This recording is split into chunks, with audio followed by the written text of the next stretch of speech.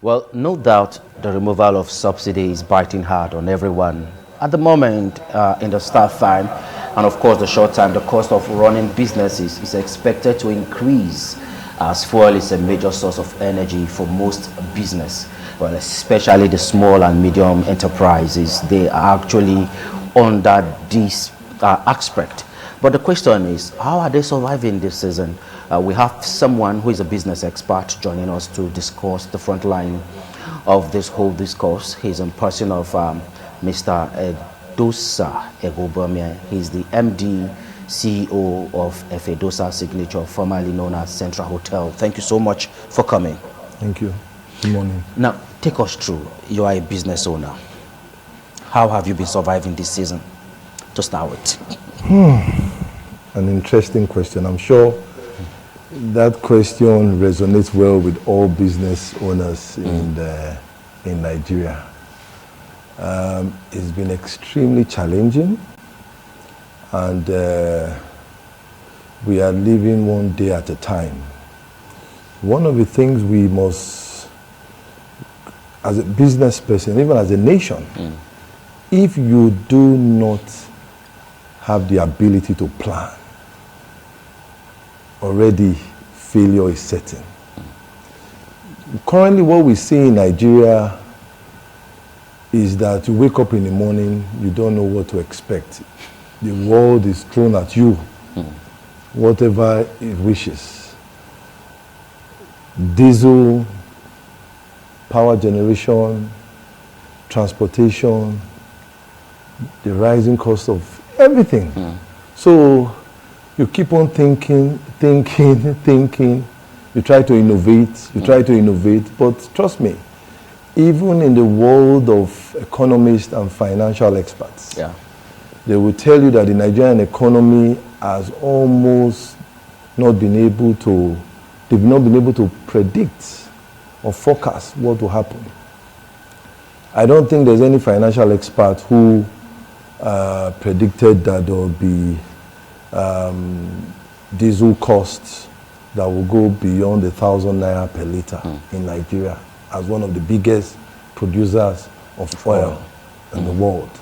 So, as a business owner, in fact, I think there's a lot of, I don't know if the time that you have for this program will be enough to even deal with these issues. We try to manage our time. Yes, because honestly speaking, when you say that you are a business, and fortunately, or unfortunately, any way you look at it, the small, the micro, I will use the word micro, small, medium enterprises are the drivers of the economy. Absolutely. And they are the ones who are worst hit. I'll give you an example. Okay. A few months ago, the owner of AIT passed on, right? Raymond Dokpesi, you know. And we were contracted as one of the vendors to provide some service in his place at Agenibode. We mobilized. It took our truck, company's vehicle, to start with 3 days to get there. Because of the road. This is between here, within Edo State.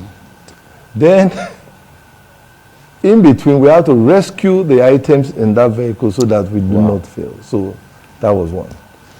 After the event, it took that truck 7 days to get back to Benin. It broke down? No. 7 days to get back to Benin. Now, just imagine the cost. Then you have people who are moving produce from the north to the east, from the north to the south, and perishables. Especially, we all know that the perishable item moving between the north and the south, I think 99% of them are not insured. So those trucks, in fact, how do you even insure goods that you should harvest, and in 24 or 48 hours maximum it should be in the market? what happens? Who is bearing the cost of this? Is the man at the bottom. Is the man who is trying to gather that 10, 20 baskets of tomato, aggregate it, and send it maybe through a cluster or through some aggregator to his destination. So you think this present administration would have taken time in office before removing fuel subsidy? Do you think so? Because it was from the day of inauguration that the President and Commander-in-Chief of Armed Forces, President Bola Ahmed Tinubu, said fuel subsidy is gone. And from that minute... But let's not bother about the date he said it or when he didn't say it. Fuel subsidy, as the economists have said, it is good, allowing it to be a free market. Okay. However, you cannot deal with issues as a man. Even, let's talk about a man and a woman. You plan a family.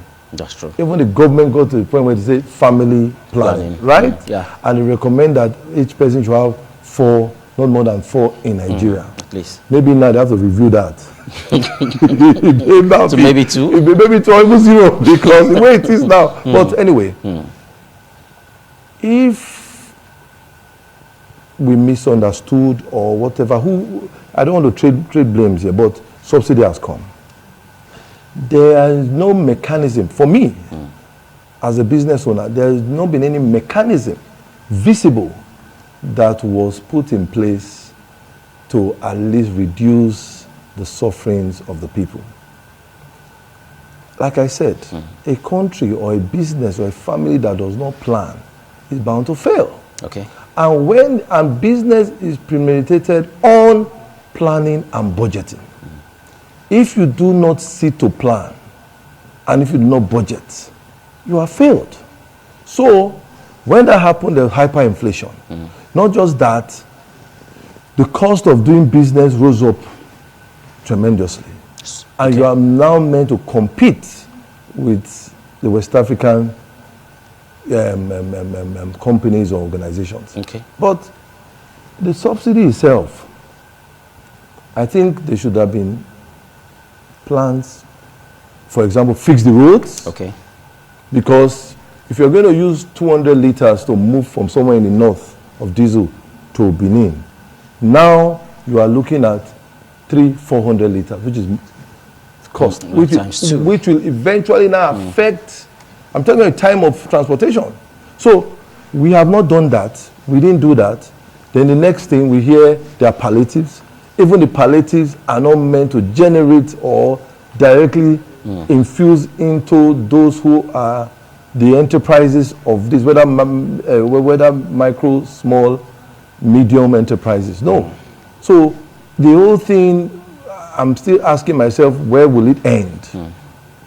Because the factors of production that should enhance productivity and enterprise and create wealth for our people, it's as if it's not in existence anymore. But some economy experts are saying if the whole idea of subsidy is not reversed, the economy may collapse. Do you think that's true in a way?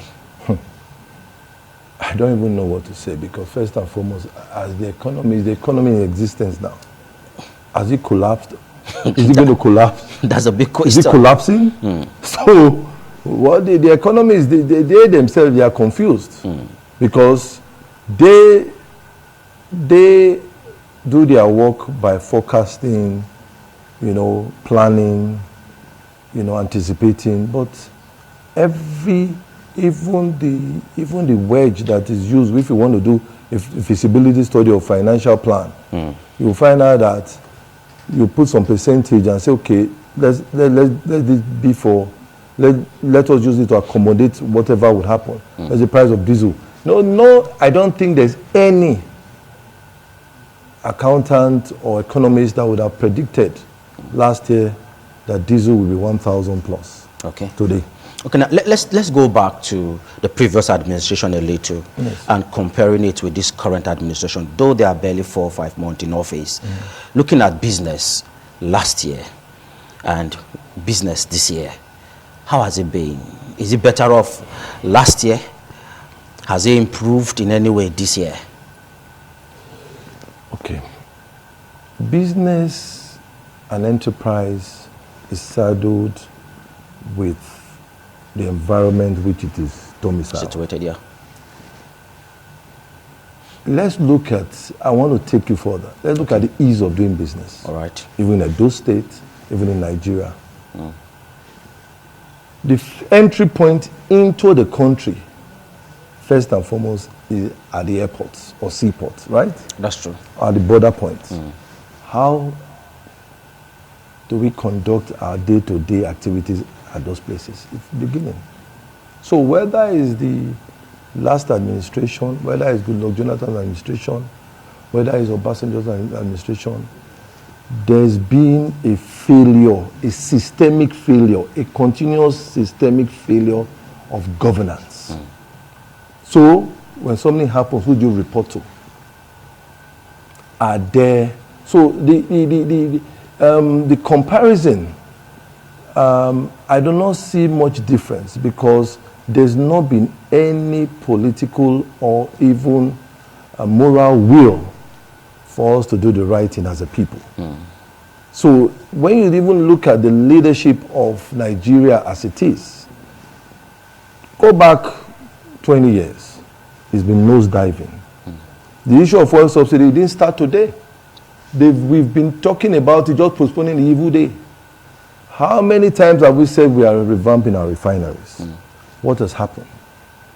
What has happened? Other countries who are like Nigeria, the cost of petrol or diesel is not like that. What are we doing? We are sending it out, taking it to refineries out there, or importing it back into our country at international rates. So I don't want to even want to compare administration. All I want to say is that there has been failure, a systemic failure, moving continuously down. Look at the former CBN governor. It's common knowledge now that he's been accused. Gordon Emefiele. Yes, whether he's found guilty or not, he's been accused. In other developed worlds, the fact that you were being accused, you already resigned. Look at the issue of various people in government that just do things with levity. And at the end of the day, what happened? As a sitting CBN governor, we had rumor that he was running for the post of president. The former president did not caution him. This is national television. So we are talking about, see, if this governance structure, a leadership structure is not right, there's no enterprise that can work. Okay, now talking about putting structure right in the country, one of the reasons why fuel subsidy was actually removed was because the current administration felt there are a lot of corruption going on in the oil sector, and they felt removing the subsidy will help curb some of these abnormalities. Now, do you think in the long term we are going to see sanity in the oil sector? Interesting. Nigeria needs a rework. Okay. It is not about whether we are running democracy or whether we do any type of, if we even go to the traditional institutions as governance. But let me tell you, subsidy in the long run will only work if we as a people want it to work. Okay. We're talking about corruption. I don't want to go into accusations of who is corrupt or is not corrupt. Who are the owners? Who are the gatekeepers of the institutionalized financial oil sector in this country? Are they not the same people? Okay. From maybe 20 years ago. So what's going to change? So to an extent, you are saying it still revolves around the same people. If it does, and again, there is no structure. You are talking about we're talking about fuel subsidy. Listen, any country that has a failed legal judicial system cannot strive. So I have a late father, Sir Alfred Egobame, blessed memory. He was a disciplinarian. And he spoke true to power. So when those in the judiciary cannot take proper, do not do the needful to ensure that these systems work, nothing is going to function. Do the current administration have the moral courage to challenge the status quo? Did the past administration, did they have the moral courage to change the status quo? This is where the issues are. So they say Nigerian constitution is bad, do this, do that. The truth of the matter is that there's no constitution is perfect. Is the moral behavior of our people to ensure that it works. Edo, for example, 300 years, 400 years ago, was governed, administered through the guild system. We had quite a number of guilds. We had the bead makers, we had the dress makers, we had the iron casters, we had the hunters, bronze casters. Those guilds were structures of administration. And you dare not do anything that would undermine the integrity of those organizations. If you tried it, you were gone. People commit murder in Nigeria. Bola Ige of blessed memory. Did you ever find who killed him? Harry Marshall. Did you ever find who killed him? And you expect to have continuous flow of foreign direct investment where they cannot get justice if they have been, if their rights have been breached, either financially, legally, or otherwise. So the point is, when you look at fuel subsidy is just a fraction of the reality of Nigeria as a state. Okay, now, it's obvious that every aspect of our system needs total overhauling, no doubt about that. But let's come back now to the discussion. Okay. Running business, how has it been? Has it been very fair for you as a person, as a business owner? Let me be honest with you. If this was maybe 30 years ago, I probably would have left this country. When you were much younger? Yes. The truth of it is, and I don't blame those who are looking for opportunities to leave. So our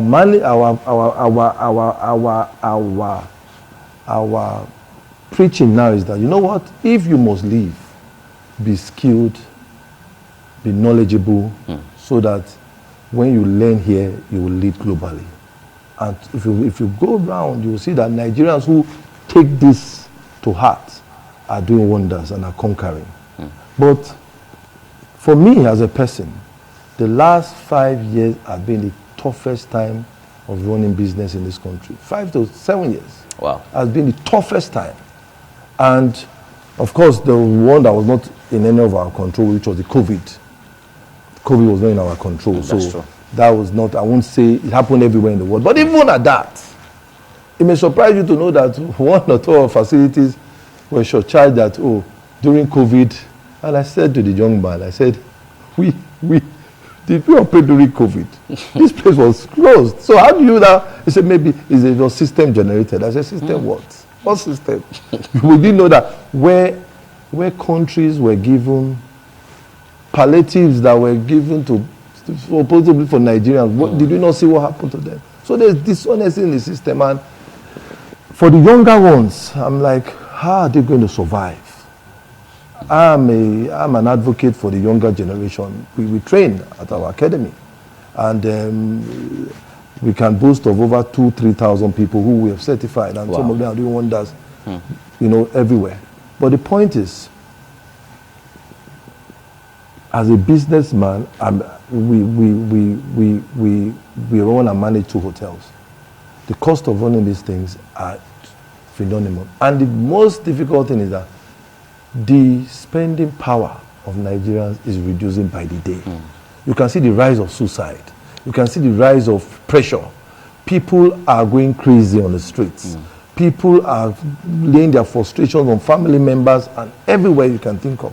So at the end of the day, it's been very challenging, extremely challenging. We don't know. And again, those who are in leadership authority, those who are in leadership, unfortunately, you can't give what you don't have. If you do not know how to do certain things and you are put in that position, what are you going to get? It's garbage in, garbage out. So we are in a quagmire. But I still believe that if we look inwards thoroughly, I would rather prefer some draconian measures. And what do I mean by that? Shut the borders. There are some things that should not even come into Nigeria. Okay. Because they have pressure on our foreign exchange. Okay. Strengthen our judicial system. Ease of doing business should be looked critically, and let business owners drive the process of allowing business to be easy for the common man. The man is selling groundnut on the roadside, you are taxing him. Excessively. Excessively, you are taxing him. The man is supposed to do a 1 hour journey or 2 hour journey from Auchi to Benin. He has to use a day, maybe 24 hours for a little vehicle. Wear and tear of the vehicle, petrol cost and all that. You still want him. So sometimes I ask myself, a government official is driving on his convoy maybe 4 or 5 SUVs. 4 or 5 SUVs is created to today minimum maybe 200, 250 million naira. 250 million, one person, without even talking about the petrol. Then you now want the situation. Maintenance cost. Maintenance cost. So government should also reduce the cost of governance. Very critical. And let the people see genuine attempts to partner with them to reduce their challenges in terms of doing business. Okay. Talking about some of these challenges now, should we expect downsizing of staff strength in some business organization, and could this lead to unemployment in no distance time if it's not tackled? See, let me tell you the truth. Every businessman, whether micro, small, medium, is there to make profits. We have had a challenge. I think we are one of the only organizations during the COVID. We didn't reduce our staff. We did not reduce the salaries. Of course, it had a negative impact on our business. But what is business? In the UAE, there are policies of government that is, the ruler of the UAE is acclaimed to have said that if a policy of government does not promote the happiness and well-being of every citizen, not some, not few citizen, that policy should be scrapped. Wow. And if any individual or worker within the UAE government does not promote that, policy, the person should be sacked. Wow. So it's a two-way thing. Yes. So if you reduce your staff because you want to keep the business, unemployment grows, right? Then poverty, then crime. It goes. On and on. On and on. Now, on the other hand, what is the deliberate attempt of governments and leaders of thoughts and leaders of governments to say, okay, we are in this threshold, what do we do? How do we do it? Where do we go from there? So, I also believe, though, that in all these challenges, there are opportunities. So, for example, I'll give you an example. Give me. In one of our facilities, we changed from the petrol generator to gas. Okay. But guess what? We planned that the gas will be, the gas we use is so amount for the next 1 month. The next week, the cost of gas went up. Then it went up again. That's gone up 3 times now since you switched to gas. And we're like, what is going on? So, who is responsible for this? Who is accountable for this? Nobody is telling us anything. So, you wake up, you've said, okay, I'm happy that one of the big conglomerates said they're going to reduce the price of cement. Yes. Let us see it happen in practical. Let us see it happen in reality. If some other people will not buy, hoard, and now start selling at 5,500 or 6,000 naira again, are we sincere in doing some of these reforms that we claim we are doing? So, downsizing is not the staff strength. It's not the way out. It's not the way out. For me, the way out is creating the enabling environment. Government should come out and reduce some things, stop allowing some things come into the country. Okay. Some consumables. Okay. Allow the local enterprise, give them the labeling environment. You've spent so much money on palliatives. Why not take that palliatives, for example, and say, okay, Edo, what are the most challenging things? Sit down with the Edo state government, sit down with the local government, and say, maybe it's the roads. Okay. So, the man who is doing transportation business and the Benin-Auchi road is fixed, you'll find out that business will flow. It will flow. It will also reduce its cost. The man bringing from farm to markets will also have access, right? Yeah. Truly and truly set up enterprise clusters in all the local governments. Identify enterprises. Give them some leeway for taxes. Truly and sincerely give interventions to people who have proven track records.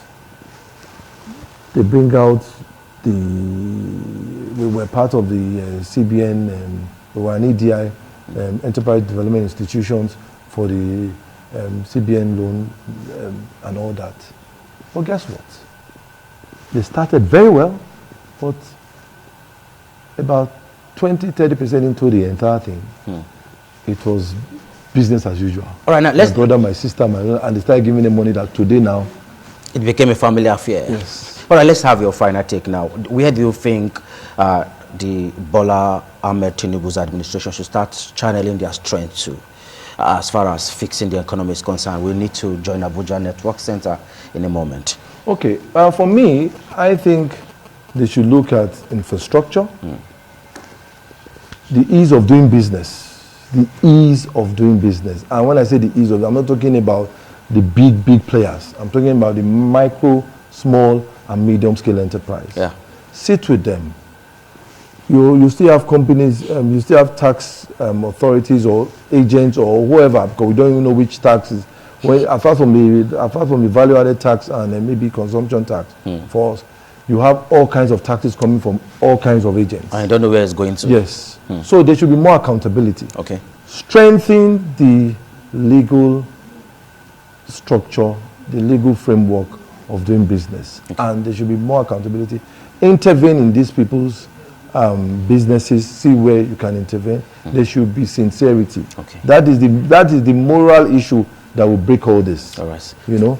Thank you so much. Well, we've been talking with the MD, CEO, Efidosa Signature, former Central Hotel, Benin City, Mr. Edosa Ekobame, on the show this morning. Thank you for coming.